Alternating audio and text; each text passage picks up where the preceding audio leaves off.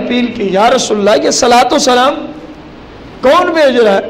ایک آپ ہے ایک میں ہوں۔ فرمایا علی میرے مالک نے میں جس درخت کے سامنے سے گزروں، جس پتھر کے سامنے سے گزروں، اللہ نے اس پہ بھی اس پابندی کو عائد کر دیا ہے کہ آج تیرے سامنے سے میرا محبوب گزرا ہے، تیرے اوپر لازم ہے درود و سلام کا نذرانہ پیش کر۔ اے علی یہ پتھر اور یہ درخت ہیں جو میری ذات پہ کیا پیش کر رہے ہیں؟ اب بندوں کو تو روک لو گے، پتھروں کو کون روکے گا؟ درختوں کو درود و سلام سے کون روکے گا؟ میرے بھائی جب ووٹ دیا کر پہلے سوچ بھی لیا کر، تیرا یہ قیمتی ووٹ ہوتا ہے، تو الیکشن کمیشن آف پاکستان کو اس بات کی گواہی دے رہا ہوتا ہے کہ میرے نزدیک یہ بندہ امانت دار ہے جس کو بھی آپ ووٹ دے رہے ہیں، میرے نزدیک یہ بندہ کیا ہے، اور پتہ ہو کہ فاسق و فاجر ہے، بے ایمان ہے، منافق ہے، پھر بھی بندہ دیتا رہے تو پھر یہ برابر کا شریک ہوگا، کیونکہ گناہ میں کسی کی مدد کرنے کی اجازت تو کم از کم کچھ سوچ لیا کرو۔ یہ تقویت الایمان میں ہے۔ ہم اپیل کریں گے جہاں اتنی ساری کتابوں پر پابندی عائد ہے حکومت وقت سے کہ اس کتاب پہ بھی پابندی عائد ہونی چاہیے جس میں رسول اللہ صلی اللہ علیہ وسلم کی شان کے خلاف اتنی بکواسات کی گئی کہ شاید کوئی انسان، مسلمان تو اور بات ہے نا، شاید کوئی انسان جو ہو انصاف پرست ان عبارات کو پڑھ کے شاید وہ بھی برداشت نہیں کر سکے گا۔ ایسی گستاخی پہ مبنی کتب کے اوپر بھی کیا ہونی چاہیے؟ بقایا کتابوں کو تو سننا بھی جرم ہو گیا، پڑھنا بھی جرم، بیچنا بھی جرم، چھاپنا بھی جرم۔ ٹھیک ہے تمہاری ایک اپنی رائے ہے، لیکن ہماری بھی ایک اپیل ہے کم از کم مارکیٹ سے ان تمام کتابوں کو ضبط کر لیا جائے جن میں انبیاء، اللہ تبارک و تعالی اور صحابہ اہل بیت کی شان میں لوگوں نے کیا لکھی ہوئی ہیں۔ اصل کام تو یہ تھا حکومت وقت کہ جو گستاخیوں والی کتابیں ہیں ان پہ پابندی عائد کی جائے تاکہ مسلمانوں کے اندر فتنے نہ کھڑے ہوں، کیونکہ جو گستاخ لکھے گا مسلمان کب برداشت کرے گا؟ اب وہ اسی کو کہتے ہیں جی یہ برداشت نہیں کرتے، فتنہ برپا کر رہے ہیں۔ اور تمہیں اللہ ہدایت دے، تم اس کام کو جس کی وجہ سے ہمارے ایمان، ہمارا عشق، ہماری محبت مجروح ہوتی ہے، تم اس گستاخی والے پہلو کو نکال دو، کام ہی ختم ہو جائے گا۔ ایسی بات ہے کہ نہیں؟ اب رسول اللہ کو اللہ نے بنایا سب سے افضل ہو، اللہ نے بنایا، اور بندہ کہ نہیں وہ تو بڑے بھائی جتنے ہیں، تو اس بندہ نے اللہ اور اس کے رسول کو جھٹلایا کہ نہیں جھٹلایا؟ اللہ پاک رسول کریم صلی اللہ علیہ وسلم کو ہر طرح کا اختیار دے کے بھیج رہا ہے، اور ایک بندہ لکھتا ہے جس کا نام محمد صلی اللہ علیہ وسلم یا علی کرم اللہ وجہ الکریم ہو، وہ کسی چیز کا مالک و مختار نہیں ہو سکتا۔ اس نے اللہ رسول کو جھٹلایا کہ نہ جھٹلایا؟ تھوڑی سی اونچی آواز کی تاکہ یہ جہاں تک جائے نا ان کو پتہ چلے یہ اکیلا نہیں ہے، یہ سارے ایک ہی جیسے ہیں، ان کا ایک ہی عقیدہ ہے۔ اس نے جھٹلایا کہ نہ جھٹلایا؟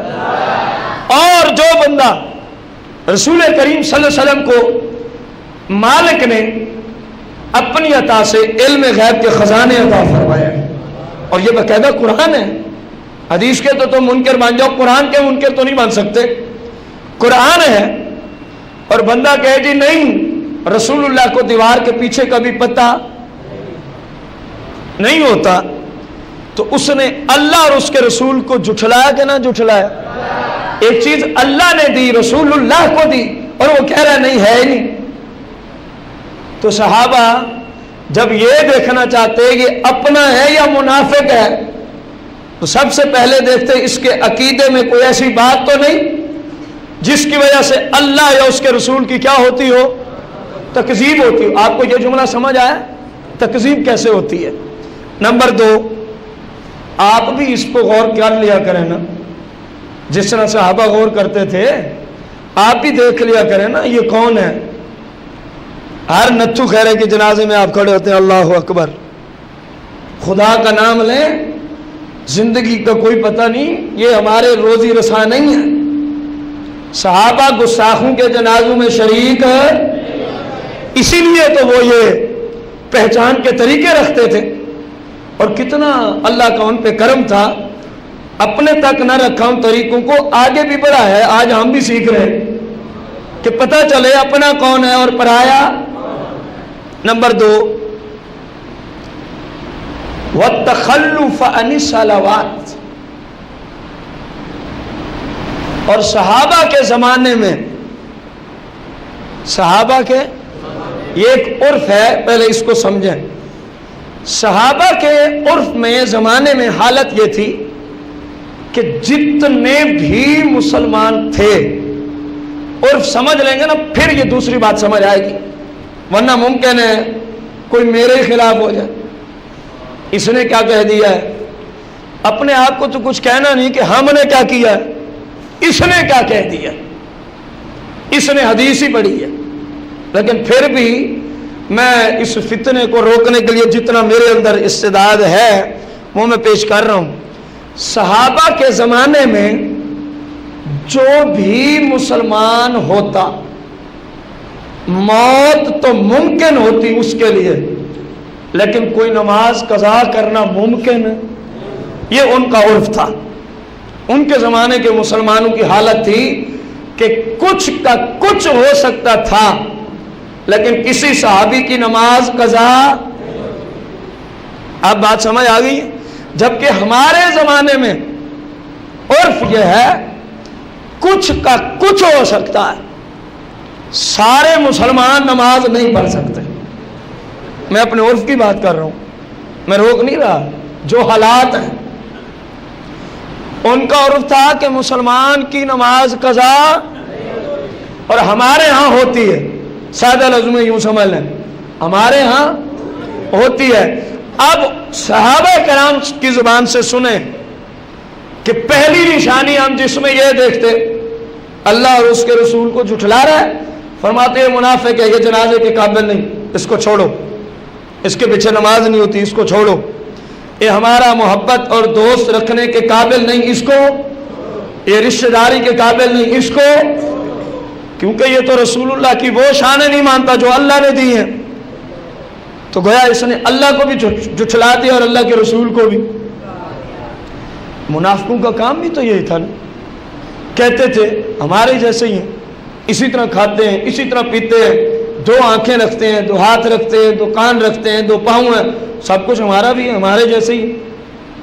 یہ ہے ان کی تکذیب، اللہ اور اس کے رسول کو جھٹلانے کی بات۔ غور کرو، رسول کریم صلی اللہ علیہ وسلم کے صحابہ کے ہاں دوسری علامت، عرف سمجھ لیا ہے نا، ہمارے عرف میں یہ نشانی نہیں ہے کہ جو بھی نماز نہ پڑھے وہ منافق ہو۔ منافق اعتقادی کی بات چل رہی ہے نا، منافق عملی تو ہے وہ، یہاں بات ہے اعتقادی کی۔ منافق اعتقادی وہ ہوتا ہے جو اسلام سے خارج ہو۔ اب غور کرو، صحابہ کہتے جو نماز میں حاضر نہ ہوتا، جو جماعت کے ساتھ نماز، ہم کہتے یہ بھی منافق ہو گیا۔ میں نے اسی لیے پہلے عرف سمجھایا ہے تاکہ آپ کو سمجھ آئے کہ اس زمانے میں مسلمان کس قدر اللہ اور اس کے رسول کی اتباع کرتے تھے کہ جو جماعت میں نہ آتا صحابہ سمجھتے یہ بھی منافق ہو گیا۔ اور ہمارے ہاں سرے سے نماز ہی بندہ نہ پڑھے اور پھر اسی کا سب سے بڑا دعویٰ ہے کہ میں سب سے بڑا عاشق رسول ہوں۔ رونے کا مقام ہے کہ نہیں؟ مر جانے کا مقام ہے کہ نہیں؟ اور صحابہ کے عقیدے جیسا عقیدہ ہوگا تو بندہ مسلمان ہوگا نا۔ وہ فرما رہے ہیں کہ ہمارے ہاں دیکھیں نا کتنی بڑی بات کہ جو اللہ اور اس کے رسول کو جھٹلائے فہو منافق، وہ بے ایمان ہے، منافق ہے۔ اور دوسری بات کیا ہے؟ جو جماعت میں نماز میں حاضر نہ ہو فہو منافق، وہ بھی۔ کتنی بڑی بات ہے، پہلی بات سے ملا کے دیکھیں گے تو سمجھ آئے گی۔ ایک طرف بندہ اللہ رسول کو جھٹلا رہا ہے، اور دوسری طرف نماز نہیں پڑھتا، نماز سے غفلت کا شکار ہے، صحابہ نے کہا ہمارے نزدیک دونوں یکساں ہیں۔ اب ذرا غور کرو کہ ہم کس سستی کا شکار ہیں۔ گھروں میں بھی غور کرو نا، اپنے آپ کو تسلی دے دی، نہیں جی میں تو پڑھتا ہوں، بیوی بھی تو آپ کے ذمہ ہے، آپ کی اولاد بھی تو آپ کے ذمہ ہے۔ آپ ایک کمرے میں بیٹھ کے تسبیح چلائے جا رہے ہیں، دوسرے کمرے میں جبکہ آپ گھر کے کفیل ہیں، فلمیں چل رہی ہیں، ڈرامے چل رہے ہیں، فحاشی اریانی سب کچھ، آپ تسبیح چلائے جا رہے ہیں، کیا فائدہ ہے آپ کی تسبیحوں کا؟ تسبیح چلانا تو نوافل میں ہے، اور گھر کا کنٹرول کرنا صاحب خانہ پر فرض ہے، وہ فرض کو چھوڑ کے نفل کے پیچھے لگا ہوا ہے، اور پھر مولا کائنات ہیں، کیونکہ شان جو آپ کی ہے۔ فرمایا ایک عورت 9 ماہ تک حمل کی پریشانیاں، مصیبتیں، مشقتیں جھیلتی رہے، مولا کائنات نے فرمایا، اور جب بچہ پیدا ہو تو مردہ، جب بچہ پیدا ہو تو پوچھا صحابہ سے، اس عورت کو تکلیف اٹھانے کا 9 مہینے، یہ اسی ماں سے پوچھے نا جس نے کسی کو جنم دیا ہے کتنی تکلیف ہوتی ہے۔ فرمایا اس کو کوئی فائدہ ہوا تکلیف اٹھانے کا 9 مہینے؟ صحابہ نے عرض کی یا امیر المومنین، بچہ مردہ ہے بیچاری کو کیا فائدہ ہوا؟ فرمایا بس اتنا ہی فائدہ ہوتا ہے اس کو جو فرائض واجبات کو چھوڑ دے، مستحبات اور نوافل کے پیچھے لگا رہے۔ فرمایا اس کو بھی اتنا ہی فائدہ ہوتا ہے جتنا اس کو ہوا ہے۔ اس کو کتنا ہوا ہے؟ سوائے مشقت کے اور کچھ ملا تو وہ بھی مشقت میں پڑا ہوا ہے، اپنا وقت ہی ضائع کر رہا ہے، اپنا وقت ہی فرائض کو چھوڑ کے جو نفل کے پیچھے لگا ہوا ہے۔ میرے بھائی غور کرو اپنے آپ پر، اپنے اہل و عیال پر، جن کا اللہ نے آپ کو کفیل بنایا ہے، کم از کم وہ تو آپ کے ذمہ ہیں کہ نہیں ہیں؟ صحیح مسلم کی حدیث کی روشنی میں، قرآن کی روشنی میں وہ ہمارے ہی ذمہ ہیں، ہم نہیں ان کی سارے نظامات دیکھنے ہوتے ہیں، دنیاوی تو دینی کوئی اور آ کے دیکھے گا۔ خدا را اپنے حال پہ غور کرو۔ اور تیسری بات، یہ کن کی علامتیں چل رہی ہیں؟ اونچی بولیں، بھول تو نہیں گئے؟ تیسری بات کیا ہی بات ہے مولا کائنات تیری شان کی۔ صحابہ اور ان لوگوں کو بھی مر جانا چاہیے جو آج صحابہ کرام علیہم رضوان کو حضرت علی المرتضیٰ کے ساتھ دشمن بنا کے اسٹیج پہ پیش کرتے ہیں۔ اس روایت کو سن کے تو ان کو بھی مر جانا چاہیے۔ صحابہ کہہ رہے ہیں ہمارے ہاں منافقوں کی پہچان کے اس حدیث میں کتنے طریقے ہیں؟ پہلا بھی آپ نے سن لیا، دوسرا بھی سن لیا، اب تیسرا سنیں اور دیکھیں کہ صحابہ حضرت علی المرتضیٰ سے کتنی محبت رکھتے تھے، اور جنہوں نے اپنے اور پرائے کو جاننے کی پہچان یہ رکھی ہو، کون سی؟ ول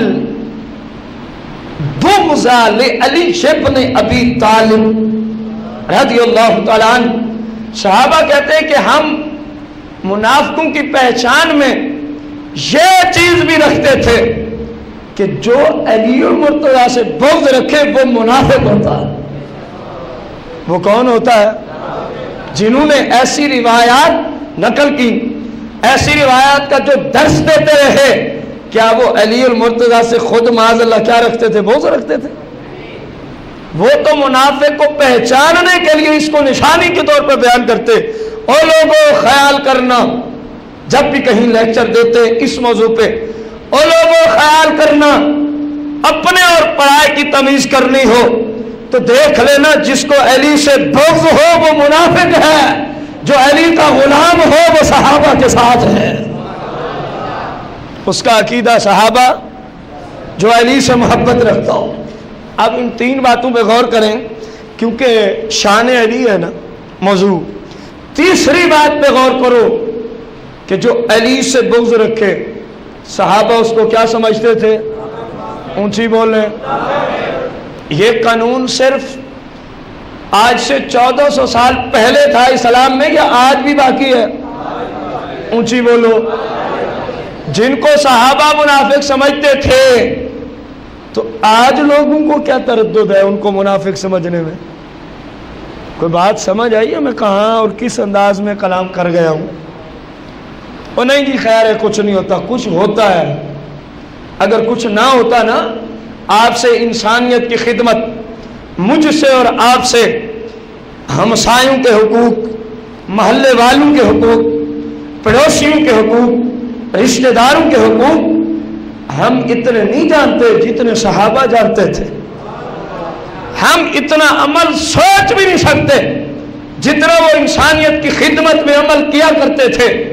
رشتہ داروں، پڑوسیوں، محلے والوں کی خدمت میں، اپنی قوم والوں کی خدمت میں عمل کیا کرتے تھے. لیکن انہوں نے فرمایا خدمت تب ہوتی ہے جب اندر نور ایمان تو ہو. جب اندر نور، فرمایا جو علی سے بغض رکھتا ہے وہ اس قابل نہیں کہ بندہ اس کے جنازے میں شریک ہو. جو علی سے بغض رکھتا ہے وہ اس قابل نہیں کہ بندہ اس کے پیچھے کھڑا ہو کے نماز پڑھے. جو علی سے بغض رکھتا ہو وہ اس قابل نہیں کہ بندہ اس کو رشتہ دے یا اس سے. یہ صحابہ کا اپنا عقیدہ ہے. میں کوئی گھر سے تو نہیں پیش کر رہا. کتاب میں نے اسی لیے سامنے رکھی ہوئی ہے، کسی بھائی کو ضرورت ہے آئے دیکھے. ترجمہ نہیں آتا تو کسی عالم سے جا کے کروائے، کیونکہ یہ عربی میں ہے. خدا کا نام لو، اپنے پرائے کی پہچان کرو. اپنے پرائے کی انہی باتوں کو اگر آپ دیکھ لیں تو آپ کو سمجھ آئے گی اپنا کون ہے، پرایا کون ہے. پہلی بات کیا آئی تھی کہ جو منافق ہے وہ ان چاروں سے محبت نہیں رکھ سکتا. دوسری بات آج کے درس میں کہ منافقین کے پہچان کے کتنے طریقے تھے صحابہ کے ہاں جو اس حدیث میں آئے. ایک وہ جو اللہ اور اس کے رسول کی تکذیب کا معنی سمجھ آ گیا تھا نا. جو رسول اللہ کو اللہ نے شانیں دیں، صفات دیں، اوصاف دیے، جو ان کو نہ مانے، دینے والے کا بھی انکاری، جس کو دیا گیا اس کا بھی. اور اسی کو تکذیب کہتے ہیں. اسی کو کیا کہتے ہیں؟ اللہ فرما رہا ہے سارے نبیوں سے افضل ہے. وہ کرے نہیں بس ہمارے ہی جیسا ہے. اللہ رسول کو جھٹلایا کہ نہیں جھٹلایا؟ اب ساری باتوں کو رہنے دیں. یہ تو ہر ایک کا ادھر عقیدہ ہے کہ ہمارے جیسا ہے. ہر ایک کا، جس طرح میں بول رہا ہوں اس نے اللہ رسول کی تکذیب کی ہے. پھر فرمایا نماز کا مسئلہ، لیکن اس میں عرف کی حاجت تھی، اس لیے میں نے پہلے عرف سمجھایا کہ اس زمانے میں تو یہ علامت سمجھ آتی تھی. ہم اپنے زمانے میں جو نماز نہ پڑھے اس کو منافق اعتقادی نہیں کہہ سکتے، کیونکہ عرف بدل گیا. مسلمان غفلت کا شکار ہو گیا. مسلمان غفلت کا شکار ہو گیا. بے نمازی جتنا بڑی مرضی گناہ گار ہو لیکن اسلام کی روشنی میں کافر، البتہ اشد ترین کبیرہ گناہ کا مرتکب. کہ سرکار کی حدیث مبارکہ کا مفہوم، بے نمازی کو اللہ جہنم کے اس طبقے اور وادی میں داخل کرے گا جہاں فرعون، شداد، حامان، قارون جیسے بے ایمانوں کو اللہ داخل کرے گا.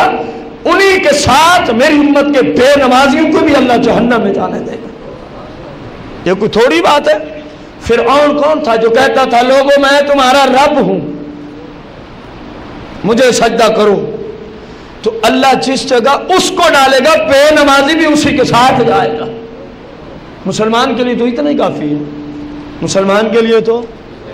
اور تیسری بات جو حضرت، کچھ نہیں ہوتا، آپ تھوڑی رکھتے ہیں، پریشان ہو گئے. جو حضرت علی المرتضیٰ سے کیا رکھتا ہوں، صحابہ کے ہاں وہ بھی اس قابل ہے کہ بندہ اس کو اپنی محبت کا مرکز بنائے، بندہ اس کو رشتہ دار بنائے، بندہ اس کے جنازے میں جائے یا بندہ اس کے پیچھے نماز پڑھے. صحابہ کہتے ہیں نہیں، مسلمانوں کے ہاں یہ ٹھیک نہیں ہے. مسلمانوں کے ہاں یہ بات ٹھیک ہے. مولا کائنات کی بڑی شان ہے. میں آخری بات عرض کر رہا ہوں. مولا کائنات اور خلفائے راشدین میں 4 خلیفے، ابو بکر صدیق، عمر فاروق، عثمان غنی اور ان